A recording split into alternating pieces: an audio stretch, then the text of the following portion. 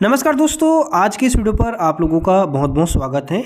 अगर आप लोग महतारी वंदन योजना का जो फॉर्म भरे उसके लिए आप दावा आपत्ति करना चाहते हैं तो इस वीडियो पर आप लोगों को दावा आपत्ति करने का पूरा प्रोसेस बताया गया है।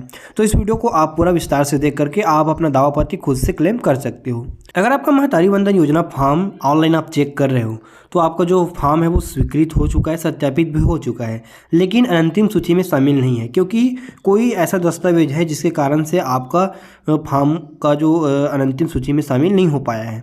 जैसे कि बहुत लोगों का हो रहा है आधार कार्ड से बैंक कार्ड का लिंक नहीं होना, जिसके कारण से बहुत लोगों का जो फॉर्म है वो अंतिम सूची में शामिल नहीं हुआ है। तो अगर आपका भी ऐसा है या फिर और कोई भी कारण है तो जिसके कारण से आपका अंतिम सूची में शामिल नहीं हुआ है तो आप इसके लिए दावा आपत्ति कर सकते हो। 25 तारीख तक इसके लिए लास्ट डेट है दावा आपत्ति करने का, तो आप इसके लिए दावा आपत्ति कर सकते हो। तो जिस डॉक्यूमेंट के कारण आपका जो फॉर्म है वो अपात्र या फिर अंतिम सूची में शामिल नहीं हुआ है तो उस डॉक्यूमेंट को आप ला लीजिए या फिर उस दस्तावेज को आप अपने पास रखिए स्कैन करके। उसके बाद जो दावा आपत्ति करने के लिए आगे का प्रोसेस करिए। तो सिंपली दावा आपत्ति करने के लिए आपको दावा आपत्ति करे वाले यहाँ पर ऑप्शन पर क्लिक कर देना है।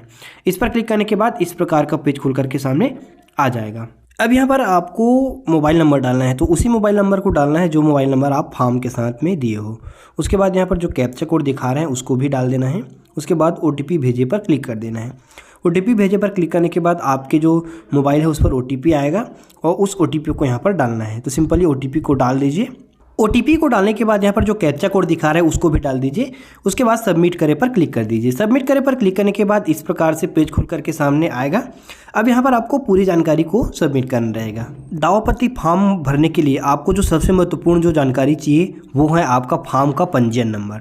तो आपका जो फॉर्म का पंजीयन नंबर है उसको यहाँ पर आपको डालना पड़ेगा, वो ज़रूरी है। तो अगर आपको फॉर्म का पंजीयन नंबर नहीं पता है तो ये आप अपने आंगनबाड़ी कार्यकर्ता से पूछ सकते हो या फिर आप अपने मोबाइल नंबर को डाल करके फॉर्म की स्टेटस देखे के माध्यम से आप अपना फॉर्म की स्टेटस देखोगे तो वहाँ पर आपका पंजीयन नंबर दिखा देगा और उस पंजीयन नंबर को अपने लिख लीजिए फिर कॉपी कर लीजिए। उसके बाद यहाँ पर आपको डालना रहेगा।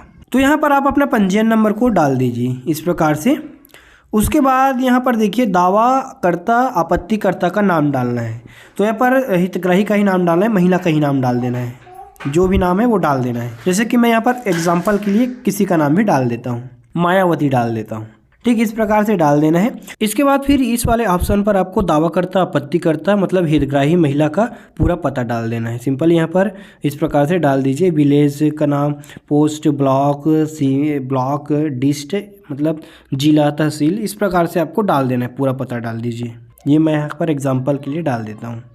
इसके बाद फिर इस वाले खाने पर, इस वाले ऑप्शन पर आपको दावाकर्ता मतलब आपत्ति के संबंध में आपको यहाँ पर डिटेल डालना है। जैसे कि किस कारण से आपका जो फॉर्म है निरस्त हुआ या फिर अंतिम सूची में शामिल नहीं हुआ, तो यहाँ पर आपको उसका रिप्लाई देना है। मतलब ये डॉक्यूमेंट्स तो मेरे पास है और मेरा जो फॉर्म है वो पात्र होना चाहिए या फिर सत्यापित होना चाहिए या फिर अंतिम सूची में शामिल होना चाहिए। इस प्रकार से आपको यहाँ पर कम से कम अधिकतम 200 शब्दों में यहाँ पर आपको टाइप करना है। हिंदी में टाइप कर सकते हो, इंग्लिश में टाइप कर सकते हो, जैसा भी आपको आता है यहाँ पर आप टाइप कर सकते हो। देन उसके बाद यहाँ पर जो भी दस्तावेज है उसको यहाँ पर आपको अपलोड करना है स्कैन करके, फोटो खींच के। फोटो का जो प्रकार है JPG या PNG रहेगा और इसका जो साइज है 200 KB से ज़्यादा नहीं रहना चाहिए।